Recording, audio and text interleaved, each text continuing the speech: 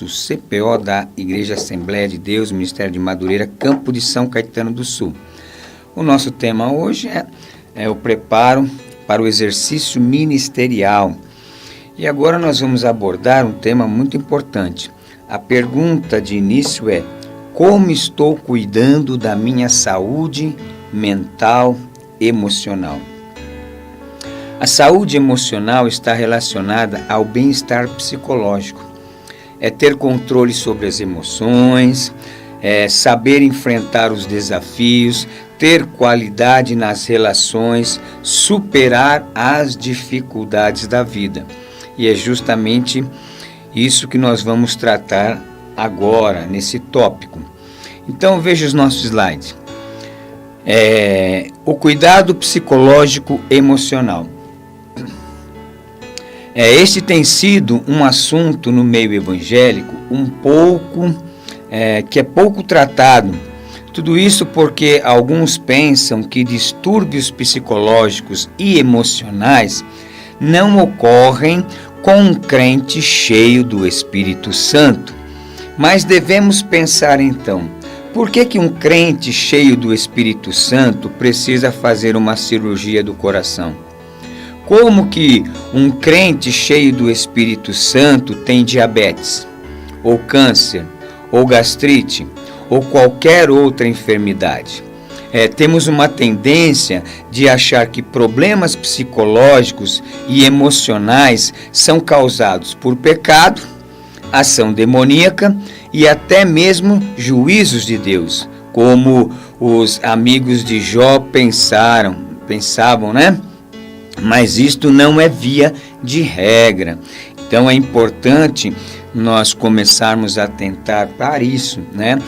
Problemas psicológicos eles podem ocorrer com qualquer pessoa, independentemente da sua profissão de fé. E muitas vezes acontece de pessoas enfermas psicologicamente, não se tratam e aí as consequências são drásticas. Então vamos continuar aqui, Que problemas psicológicos e emocionais podem ser devido ao pecado? Sim, pode. Pode ser por ação demoníaca? Sim, pode. Mas não é via de regra, principalmente para o obreiro, para a obreira, né, ou crente que é fiel. Mas pode acontecer e está acontecendo com muitos no nosso meio. E uma grande parte não procura um tratamento adequado por medo de serem taxados como obreiros infiéis ao Senhor. Então, é importante nós desmistificar essa ideia de que problemas psicológicos são causados só por conta que as pessoas estão no pecado, né, ou um juízo de Deus. Não é isso. Às vezes acontece. Quer ver? Quantas famílias, né, obreiros e obreiras, que na sua família o filho se desviou. Foi para um caminho errado, o filho ou a filha. O que isso pode causar na vida de uma família? Imagine, criou o filho a vida inteira na igreja, chegou num determinado período, essa criança se tornou um jovem e agora está em outros caminhos. Isso pode trazer um prejuízo psicológico para a família. Ou quando um cônjuge, né, ele sai da presença de Deus, o outro fica. Então, várias coisas podem ocasionar um problema emocional, um problema psicológico. Então, nós não podemos, né, dizer que sempre acontece esse tipo de coisa por causa do pecado de alguém ou por algum juízo de Deus. Não. Então, é bom a gente ficar sempre atento a isso, para que a gente não fique aí, como muitos estão aí, doentes, né, mas tem medo de procurar ajuda porque vai ser criticado por A, por B. Não pode ser isso. E eu trouxe aqui para o nosso estudo um exemplo. Um dia eu estava ouvindo um pregador e ele citou esse livro e eu me interessei e eu comprei. É um livro do John Piper, né?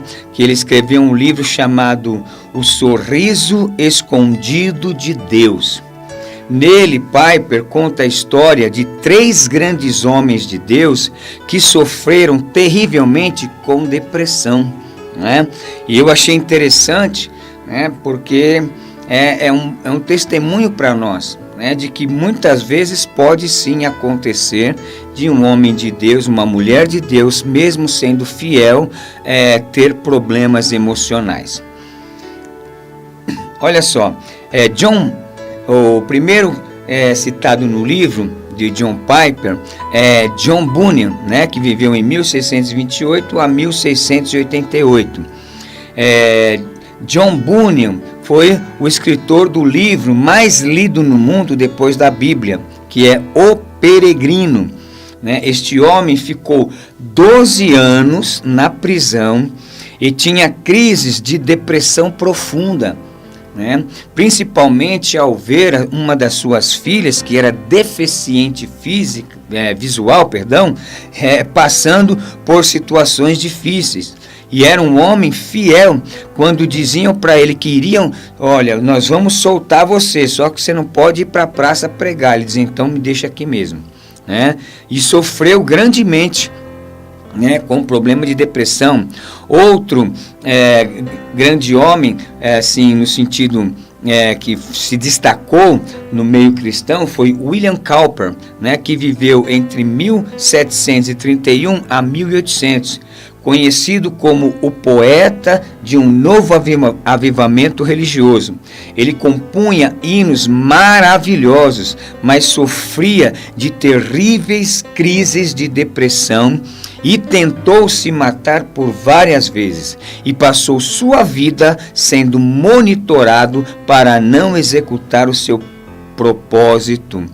Então veja, né, William Cowper, são vários os hinos que este homem compôs, que alegrou corações de milhares e milhares de crentes, mas infelizmente sofria e foi monitorado, né? Ele não podia ficar, né, sem esse monitoramento, porque ele já havia tentado se matar muitas vezes. Então veja que era um homem de Deus. Se você buscar a biografia de William Cowper, de John Bunyan, você vai ver que eram homens de Deus realmente.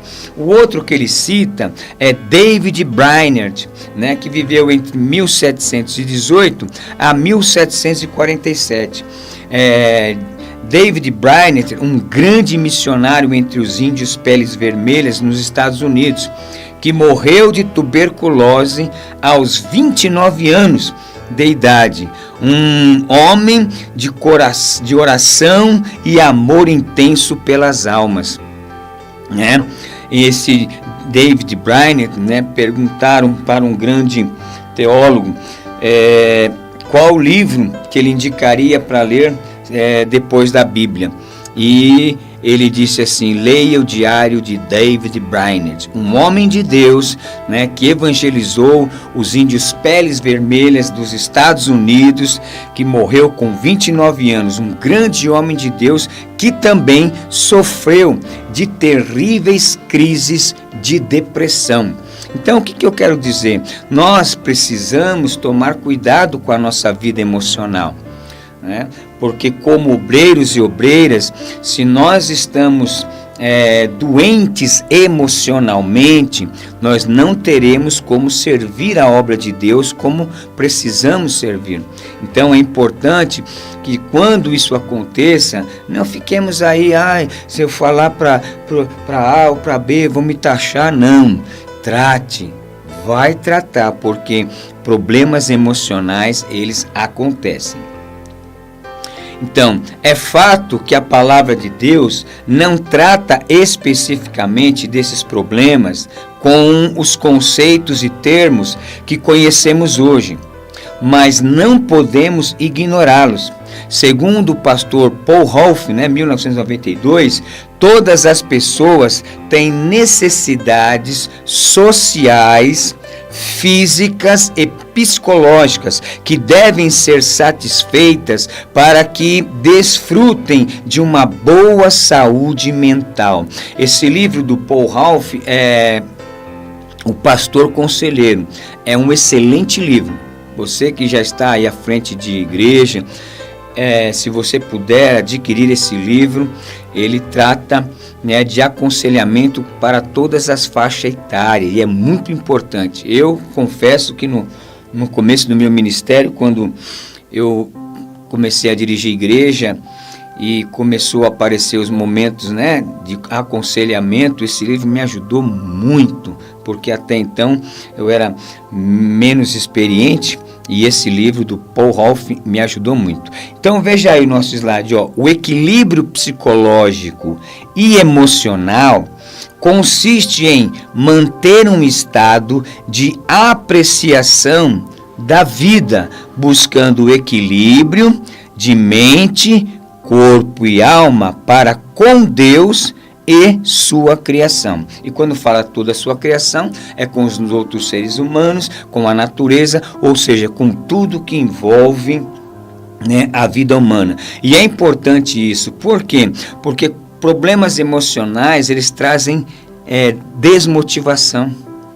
Né? Agora, lembra no início da nossa aula, que o primeiro tópico nós falamos que nós temos que ter aptidão e motivação? Então, problemas emocionais muitas vezes são a causa de nós perdermos a nossa motivação na realização de um trabalho que Deus tem colocado, né, na nossa mão. Vamos para o próximo slide. Olha aí, ó. Ter problema psicológico não significa que faltou força de vontade. Ter uma depressão não significa que a pessoa quer sofrer.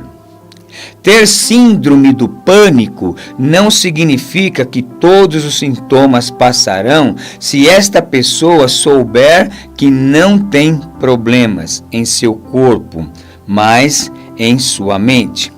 Ser portador do TOC, transtorno obsessivo, não significa que para ficar curada, ela deve apenas parar de fazer o que vem fazendo. Ser bipolar não significa que a pessoa precisa se controlar. Eu gostaria de mostrar que um problema de ordem emocional, mental, comportamental, sentimental, enfim, psicológico, deve ser respeitado e tratado como qualquer doença. Ter um problema psicológico, emocional, não significa que tal pessoa não seja um crente fiel. Eu sei que nós temos aí uma certa teologia que afirma que o crente que não tem fé, ele passa por problemas. O crente que não tem fé, ele não alcança a bênção de Deus. Isso não é uma verdade. E nós vamos tratar disso na próxima aula, quando formos falar dos desafios para o exercício ministerial. Então, quando a pessoa tem um problema psicológico, ela tem que saber a origem desse problema. Isso não significa que esta pessoa não possa ser um crente fiel. Então, vamos tomar muito cuidado, principalmente nós que somos obreiros, em fazer pré-julgamentos quando vemos não somente obreiros, mas outras pessoas na igreja que estão passando por esse momento. Porque na realidade, e infelizmente, se nós fizermos uma peneira, e passar nas igrejas, nós vamos ver que muitas pessoas, entre membros e também obreiros e obreiras, estão passando por momentos de depressão. Vamos continuar. Próximo slide. Portanto, ignorar os problemas psicológicos e emocionais não nos ajudará em nada. Se você é um obreiro, uma obreira fiel e mesmo assim está passando por um problema desta natureza, procure ajuda especializada. Continue confiando no Senhor. A seguir, nós vamos observar a pirâmide de Maslow, que irá nos apontar a realidade descrita por Paul Rolf.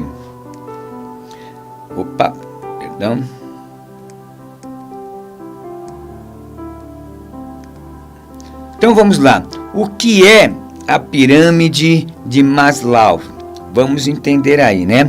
A pirâmide de Maslow, também chamada de hierarquia das necessidades de Maslow, é um conceito criado na década de 50 pelo psicólogo norte-americano Abraham Maslow.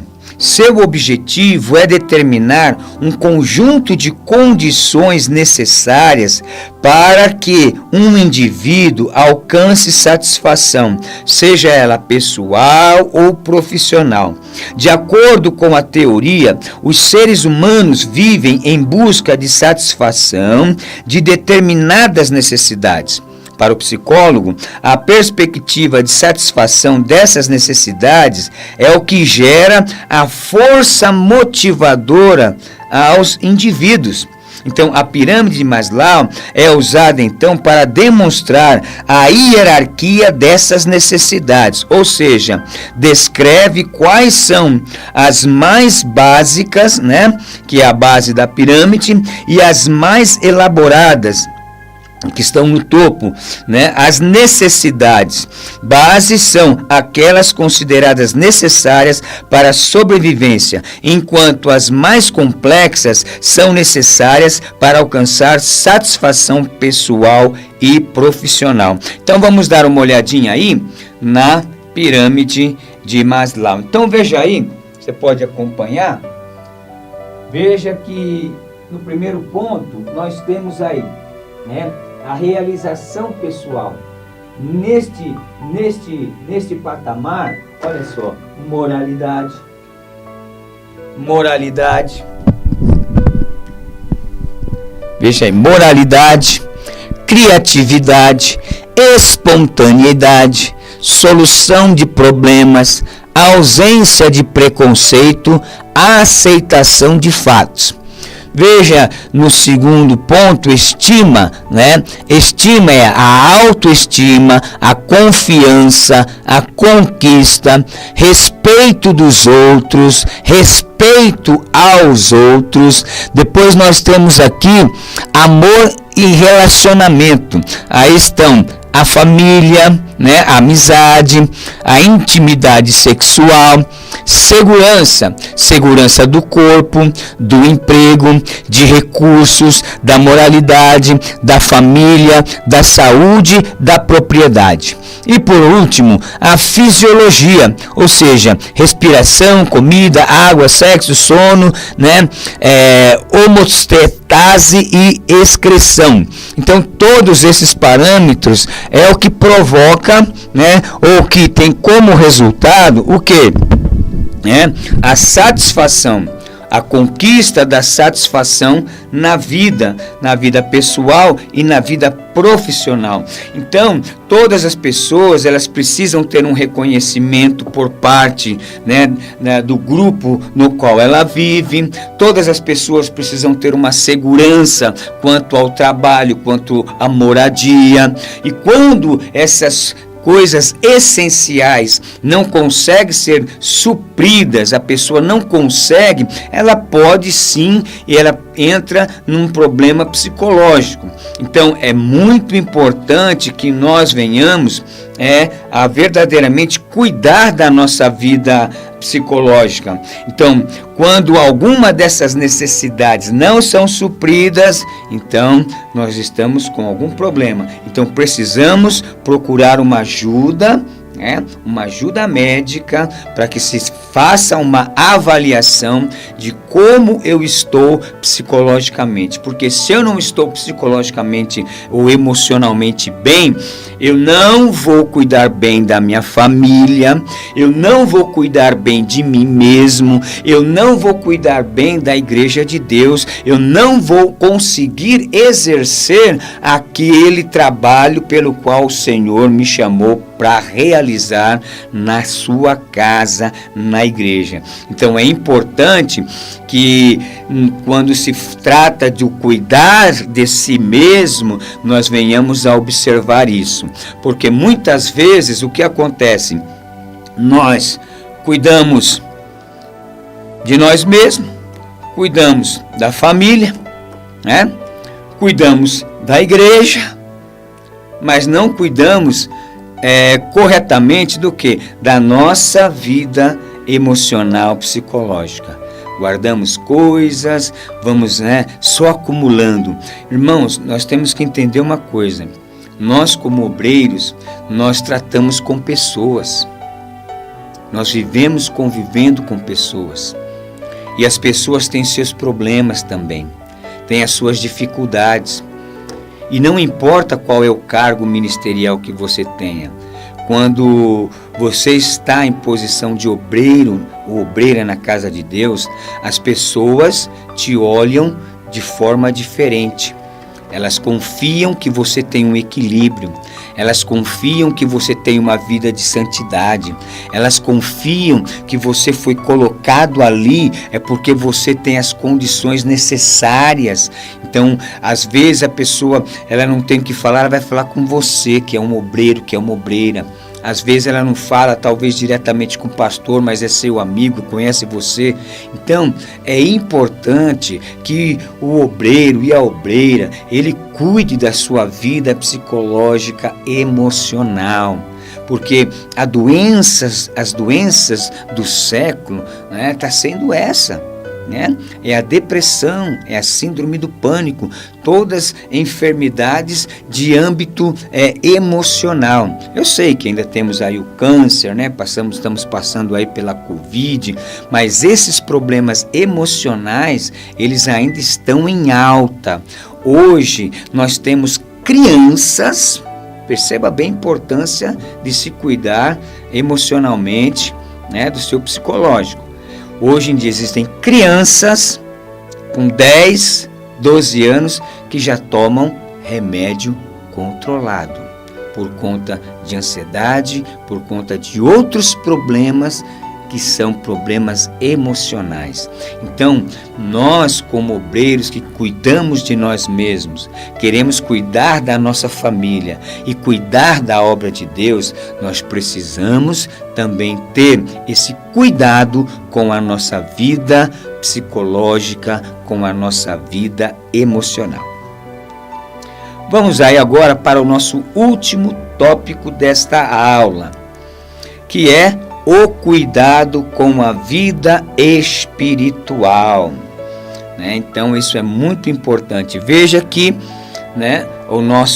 a nossa temática ela foi evoluindo, ela foi crescendo. O cuidado com si mesmo, o cuidado com a moral, o cuidado com a família, o cuidado emocional, psicológico, e agora vamos entrar no lado espiritual, porque também nós precisamos cuidar desse lado. Também não adianta você cuidar só do lado pessoal, psicológico, moral, se você não tiver o cuidado com a vida espiritual. As duas coisas têm que andar juntas e bem entrelaçadas, ou seja, o cuidado que eu tenho comigo mesmo e o cuidado que eu tenho com a vida espiritual. Isso é fundamental para o desenvolvimento de um ministério sadio. Então vamos lá, vamos abordar este tópico partindo de um exemplo extraído das Escrituras, a fim de que tenhamos uma melhor compreensão do cuidado que devemos ter com a nossa vida espiritual. Vida espiritual nos fala do nosso relacionamento íntimo com o Senhor, que deve ser uma prioridade na vida do obreiro, ou mesmo de cada crente. Então, que seja fiel, lógico. Então veja bem, a comunhão com Deus, nós sabemos que ela se desenvolve através do quê? Através da oração e através da meditação, reflexão da palavra de Deus. E como resultado, eu tenho uma vida de obediência aos princípios cristãos, aos princípios bíblicos, aos princípios nos quais Deus, através da sua palavra, nos orienta a viver. Então é importante que nós venhamos a manter esse padrão. Irmãos, é impressionante como é que nós podemos ser obreiros se nós não tivermos vida de oração? Como é que nós podemos ser obreiros e obreiras se nós não conhecemos Bíblia?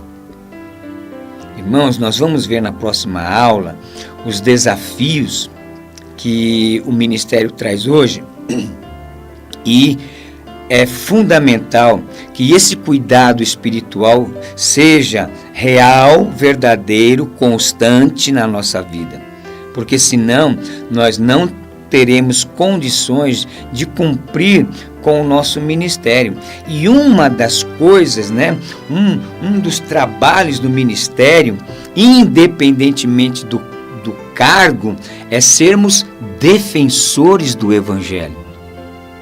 E se nós somos defensores do Evangelho diante dos ataques, então eu preciso conhecer a palavra, eu preciso ter intimidade com Deus na oração. Porque se eu não tiver isso, como é que eu estou alimentando? Irmãos, não dá para alimentar a alma com 2 horas de culto. 2 ou 3 vezes por semana. Não dá. Lembra que eu falei alguns minutos atrás sobre as 4 lutas que nós temos? Contra o pecado, contra Satanás, contra a perseguição do mundo, contra o sistema do mundo. Isso é 24 horas. Então não dá para ter comunhão com Deus, pegar a palavra de Deus e orar somente no dia que eu venho para a igreja. Ah, mas eu não sou o pastor da igreja. Não tem problema, mas você é obreiro, você é servo.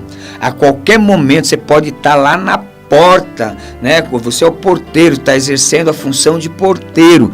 Então você tem que entender que você tem que estar preparado ali. O pastor pode não vir, o presbítero pode atrasar e não chegar ninguém. Quem que vai estar ali para fazer a obra? É você. Então é independente do seu cargo hierárquico. Você tem que ter intimidade com Deus. Você tem que ter um cuidado especial com a sua vida, com a sua vida espiritual. Então vamos lá. O exemplo está no livro de Atos dos Apóstolos. Encontramos uma situação interessante.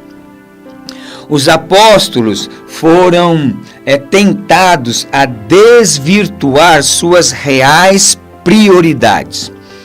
Vamos ler esse texto para que a gente possa compreender ele de forma mais ampla. Atos dos Apóstolos, capítulo de número 6. Atos dos Apóstolos, capítulo de número 6. Que é o texto que fala sobre a instituição dos diáconos, ou seja, instituição do ministério de serviço. Diz assim o texto sagrado: Ora, naqueles dias, crescendo o número dos discípulos, houve murmuração dos gregos contra os hebreus, porque as suas viúvas eram desprezadas no ministério cotidiano. Os gregos aqui, irmãos, não é que eram gregos naturais, puro sangue. Eram judeus de fala grega, Eram judeus que moravam fora da Palestina. E o que acontecia? Quando o marido estava prestes a morrer, sabia que já estava... Ele fazia o quê? Ele voltava para a Palestina para ser enterrado ali, porque eles acreditavam que o Messias viria, Então eles faziam questão de voltar para a Palestina para serem enterrados ali. E lógico que nessa volta muitos acabaram ouvindo o Evangelho e aceitaram. Então essa discussão que fala entre gregos e hebreus eram judeus de fala grega. Aí houve essa questão. Aí olha o verso 2. E os 12, que eram os 12 apóstolos, convocando a multidão dos discípulos, disseram: Não é razoável que nós, veja bem, deixemos a palavra de Deus e sirvamos as mesas. Escolhei, pois, irmãos dentre vós, 7 varões de boa reputação, cheios do Espírito Santo e de sabedoria, aos quais constituamos sobre este importante negócio. Mas nós perseveraremos na oração e no ministério da palavra. E este parecer contentou a toda a multidão, e elegeram Estevão, um homem cheio de fé e do Espírito Santo, e Filipe, e Prócoro, Nicanor, Timão, Pármenas, Nicolau, prosélito de Antioquia. Então veja, surgiu este problema, né? Tivemos uma reunião, vamos contextualizar, tivemos uma reunião de ministério, né? E aí instituiu-se o ministério diaconal. Aparentemente, a muitos era justos. Os helenistas achavam que suas viúvas estavam sendo desprezadas na distribuição diária de alimentos. Então, foram aos apóstolos e pediram uma solução para o problema. Os apóstolos não abriram mão de suas prioridades. Nós nos consagraremos à oração e ao ministério da palavra. Então, o primeiro cuidado é justamente esse, né? A priorizar a nossa relação com Deus, a nossa vida espiritual, é fundamental também, para que a gente possa ter o controle e desenvolver todos os outros aspectos da nossa vida, né, com equilíbrio. Se nós não preservamos, se nós, com qualquer problema que apareça, nós deixamos de fazer aquilo que precisamos fazer para fazer outra coisa, que não é aquilo que precisamos fazer, o que vai acontecer?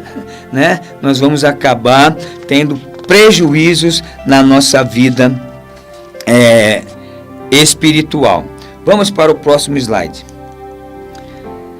A Bíblia diz que eles elegeram outros para executar este trabalho, dando início ao ministério diaconal. Aprendemos duas grandes verdades nesta passagem: que precisamos priorizar a nossa vida pessoal e a ministerial. A primeira prioridade pessoal do obreiro que cuida de si mesmo é o seu relacionamento com Deus. Ao tomarem esta decisão, eles estavam seguindo o exemplo de Jesus, que, embora sendo Senhor e Mestre, separou parte das horas do dia para se dedicar à comunhão com o Pai. Todas essas referências que você está vendo aí nesses slides, elas apontam para os momentos que Jesus se encontrava nos montes, sozinho, conversando, falando com Deus. Então, é prioridade, irmãos. Nós estamos vivendo num tempo de escassez de oração, né? Eu vi uma pesquisa, né, que dizia que a vida devocional de obreiros no Brasil não passavam de 20 minutos. Você já imaginou, irmãos? Você está nessa estatística? Ou nem nessa estatística você está, porque você não tem o seu tempo diário com Deus sozinho, você e Deus. Irmãos, isso é muito importante. Não tem como ter vida espiritual sadia se você não fizer essas coisas. Vamos lá. Então, compreendemos que a vida agitada do século XXI muitas vezes não nos dá tempo para nos dedicar à oração e ao estudo da palavra de Deus como convém aos santos. Mas sem estas ferramentas espirituais, não vamos conseguir executar a obra de Deus como convém. O resultado desta negligência é que podemos ficar vulneráveis às tentações, às seduções, aos ataques psicológicos emocionais, né? Que são inimigos da nossa alma. Então, vida com Deus precede serviço para Deus, né? A questão fundamental na vida do obreiro e da obreira é a sua espiritualidade. Temos muitas responsabilidades com com o ministério, com a nossa própria família, com a congregação na qual nós servimos, né, como obreiros, e por isso devemos realizar, né, ou ter uma vida verdadeiramente, né, de espiritual frutífera, né? Caso contrário, né, o que vai acontecer? Estaremos fadados ao insucesso.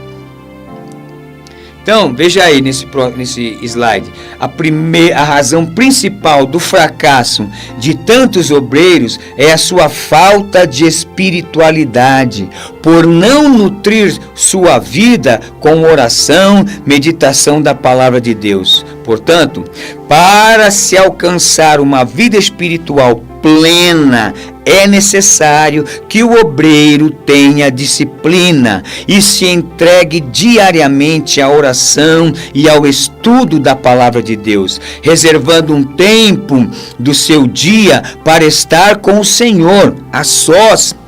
Quando um obreiro, uma obreira se descuida da oração e do estudo da palavra de Deus, abre-se um caminho para a derrota, para o fracasso, para o pecado e para a ruína do seu ministério. Algumas das grandes personalidades cristãs, as quais tiveram grande êxito, sempre tiveram em contato íntimo com Deus e a sua palavra, né? E cultivavam uma vida de oração. Viveram grandes desafios em seu tempo, porém foram vitoriosos. Temos como exemplo Lutero, Moody, Whitefield, Wesley, Billy Graham, Daniel Berg, Gunnar Wingre, entre outros. E o exemplo maior, nosso Senhor Jesus, que por muitas vezes estava só orando, buscando comunhão com o Pai. Bom, vamos aí às nossas considerações finais. Veja que nós podíamos estender e falar muitas coisas sobre essa questão da vida espiritual. Você já deve ter lido, é um livro bastante conhecido, o livro Heróis da Fé. Quando você lê aquele livro Heróis da Fé, você percebe como era a vida daqueles homens, né? Homens que oravam 5 horas, 6 horas, né? Antes de subir ao púlpito, antes de realizar a obra de Deus. Então, meus irmãos, às vezes as pessoas falam que parece que os dias estão correndo mais rápido, mas isso não está acontecendo. Não é o dia que está andando mais rápido, somos nós que estamos tendo mais atividades, mais coisas para fazer do que tempos atrás. É nós que estamos mais ansiosos, correndo para lá, para cá, para fazer isso, para fazer aquilo. O dia, ele ainda tem as 24 horas, que desde quando Deus criou o mundo, que nós cremos que os 7 dias foram 7 dias de 24 horas, né?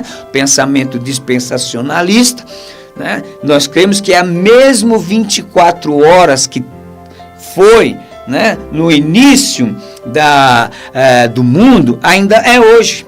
Só que hoje nós temos atividades demais, coisas demais para fazer num dia só.